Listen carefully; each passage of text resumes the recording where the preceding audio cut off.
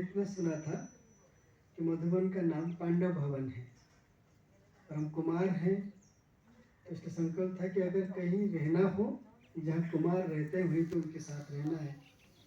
और पांडव भवन का नाम सुना था कि अंदर से खिंचाव था कि हम पांडव भवन जाए। बाबा से मिलने के लिए मैं कभी भी जब योग लगाता था बाबा से मेरा मिलन होता था। जब सामने अभी बाबा से मिले वही अनुभव जो घर में भी हम करते थे, लेकिन बहुत रुचि था कि संगठन में रहने के लिए। हमें ये मालूम नहीं था कि हमारे ड्रामा में क्या पार्ट है। हमने बचपन में सुना था कि एक बच्चा क्या चाहता है वो उसके बारे में जितना नहीं जानता उसके माँ बाप सबसे ज़्यादा जानते हैं कब क्या चाहिए। और मेरे जीवन में वो साकार है। ज्ञान में चले लक्ष्य बहुत था, लेकिन हम कहाँ रहें क्या करें कोई स्पष्ट जानकारी नहीं थी, समझ नहीं था क्या करें। लेकिन ऐसे मौका मिला मधुबन में आने के लिए सेवार्थ। हम आए थे 29 डेज के लिए और वो 29 डेज अभी तक पूरा नहीं हुआ है, मधुबन में ही है। और साथ में जितने लोग थे आप देखिए 29 डेज के लिए 29 भाई बहन हम आए थे कटक से और हम वहीं पे रहे सेवा करने के लिए। और अचानक मेरा जाना हुआ 3-4 दिन के लिए मधुबन में स्पार्क डिपार्टमेंट में। और उस समय ऐसा था कि स्पार्क में कोई भी सेवाधारी आते थे तो रमेश भाई उनको मिलते थे और उनसे बातचीत करते थे कि क्योंकि रिसर्च डिपार्टमेंट है, बुद्धिजीवी लोग आते हैं जिनसे मिल कर के बातचीत करना होता है तो वो देखते थे। लेकिन मैं पहली आत्मा हूँ जो उन्होंने मुझे नहीं देखा लेकिन सेवा में आ गए थे। और वो रोज शाम को 4 बजे फ़ोन करते थे ऑफिस में और मुझे भी जानकारी नहीं है। मेरे साथ भाई थे जो पहले समर्पित थे, अरुण भाई। वो किसी कार्यर्थ बाहर गए थे और मैंने फ़ोन पिकअप किया तो उन्होंने उनकी एक बहुत सुंदर खासियत है। आजकल हम लोग फ़ोन पे बात करते हैं, हम हेलो करते हैं और सामने वाला को पूछते हैं कौन है ना, कौन बोल रहे हैं। लेकिन रमेश भाई का एक खासियत था कि वो जब भी फ़ोन करते थे फ़ोन उठाएंगे वो कहेंगे ओम शांति, मैं रमेश भाई हूँ। मतलब वो पहले अपना परिचय देते हैं ताकि सामने वाला पूछे नहीं कौन बोल रहे हैं। तो फिर मैंने कहा कि मैं श्रीकांत भाई हूँ। तो आप कौन हो? मैं अभी 2 दिन पहले सेवा में आया। तो उन्होंने पूछा कि आप मुझे जानते हो? मैंने कहा हाँ मैं आपको जानता हूँ, क्योंकि जो मुरली सुनता है आपको जरूर जानता है क्योंकि बाबा मुरली में आपका नाम लेते हैं।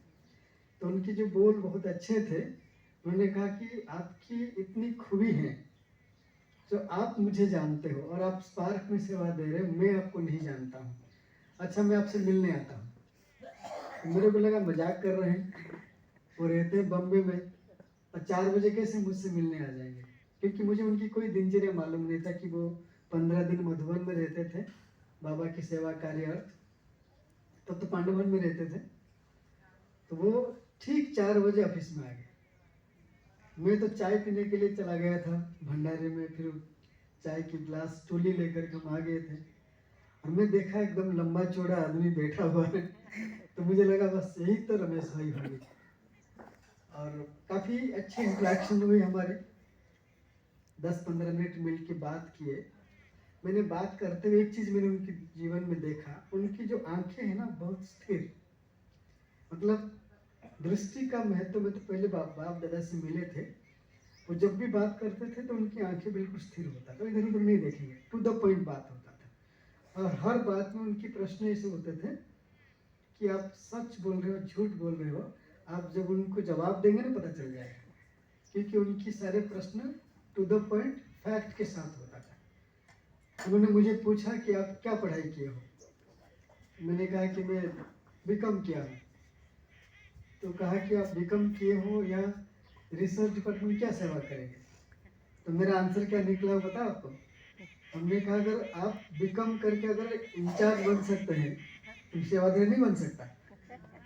तो वो जो आंसर था उनके लिए, और वो उनके मन में क्या मुझे मालूम नहीं। और उस समय क्या है कि अगर कोई 6 महीना सेवा में रहा इसका मतलब आप यहाँ रहना चाहते हैं, तो आपकी 10 टाइप के इंटरव्यू होंगे। और 4 लेयर में आपको जाना पड़ेगा उस समय। तो जैसे मेरा 5-6 महीना हो गया तो उधर से आ गए सब इंटरव्यू लेने के लिए। अब यहाँ पे इतना दिन क्यों हो? और फिर सेवा में तो रमेश भाई के साथ है, कोई पूछने वाला नहीं है। और मुझे याद है कि उस समय हम लोग 250 भाई बहने जो मधुबन की सेवा की, ज्ञान सरोवर, शांतिवन, पांडव भवन में लिस्ट के रूप में ट्रायल की लिस्ट बना। मैं एक अकेला ऐसी आत्मा थी कि वो रमेश भाई अपनी पॉकेट से एक पेपर निकाले और खुद लिखा। गीताबेन तो गीताबेन थी और मनोहर दादी उस समय थी, और वो लिखा कि इस भाई को हम समर्पित करना चाहते, समर्पित ट्रायल नहीं। और हमको 8 महीना हुआ था, तो हमें कुछ समझ में नहीं आ रहा था। लेकिन धीरे धीरे रमेश भाई बहुत शक्ति स्वरूप है, सब जानते हैं बहुत शक्ति स्वरूप है, डांटते हैं, लेकिन मैंने उनका जितना शक्ति स्वरूप देखा उससे ज़्यादा अधिक उनके प्रेम स्वरूप देखा। एक बात मैं बोलना चाहूँगा, मेरे जीवन में बहुत सारी बातें हैं, यहाँ पे बैठा हूँ, अगर रमेश भाई जी हमें कभी भी कोई भी शिक्षा दिया है, चाहे डांटे या प्यार करे, वो मम्मा और बाबा की हमेशा एग्जाम्पल देते थे। मुझे मालूम नहीं था कि वो इतना जल्दी हमको छोड़ के जाएंगे। अगर मुझे इसकी थोड़ा सा भी भनक होता तो मैं अगर लिखने चाहता तो मेरे पास इतनी मोटी डायरी होती।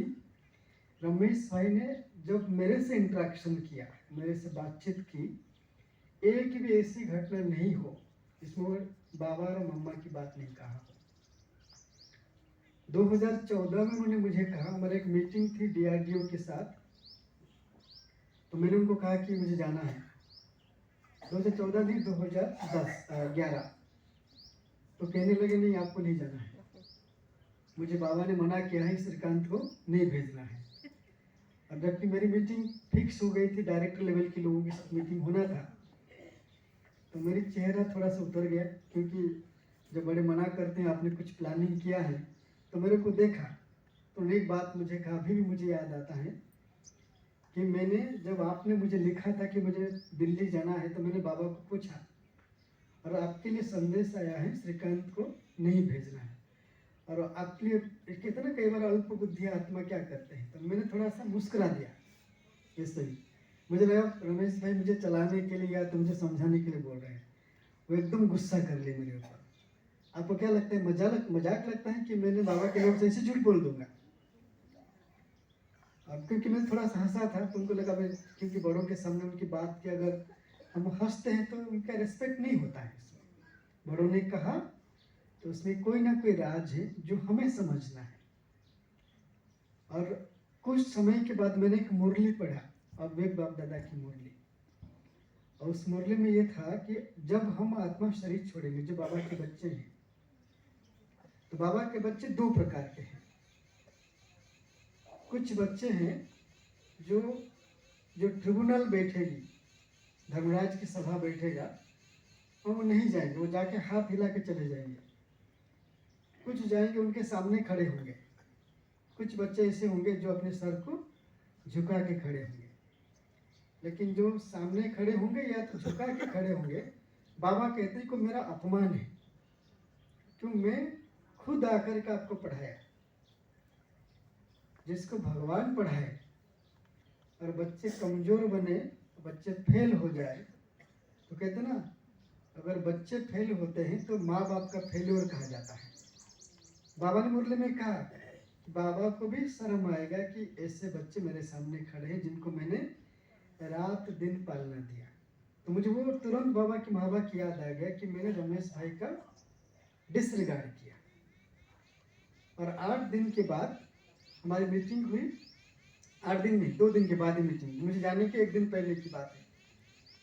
तो मेरे साथ जो अरुण भाई थे, उनके पिताजी का डेथ हुआ, तो उनको जाना था, क्योंकि जब उनके पिताजी शरीर छोड़े तो मीटिंग के बीच में जाना चाहिए उनको। तो रमेश भाई ने बोला श्रीकांत को बुलाओ। और मैं जब गया तो बोला देख, उन्होंने कहा कि आप मेरे ऊपर हंस रहे थे, और बाबा ने मना किया था कि श्रीकांत को नहीं भेजो। इसके पीछे कारण देखो, अरुण की पिताजी शरीर छोड़ा, वो जाएगा, मीटिंग अभी अभी पूरी होगी, इतनी बड़ी कारोबार कौन करेगा? रमेश भाई करेगा।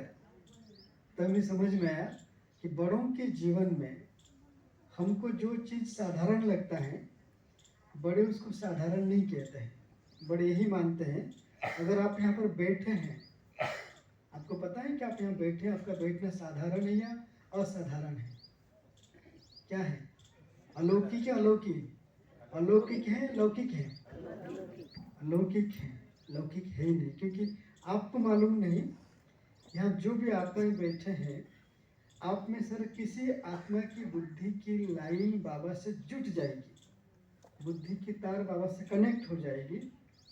बाबा आपके द्वारा यहाँ के आसपास में बहुत सारी ऐसी आत्माएं हैं जिनको बाबा का बल चाहिए, आपकी बल चाहिए, बाबा दे देगा। क्यों? हम अकेले यहाँ नहीं बैठे हैं, इतनी सारी ब्राह्मण आत्माएं जिन्होंने यहाँ तो बैठे होंगे, जीवन में 2 घंटा योग किए होंगे, नहीं किए होंगे, कम से कम 2 घंटा क्या ही योग।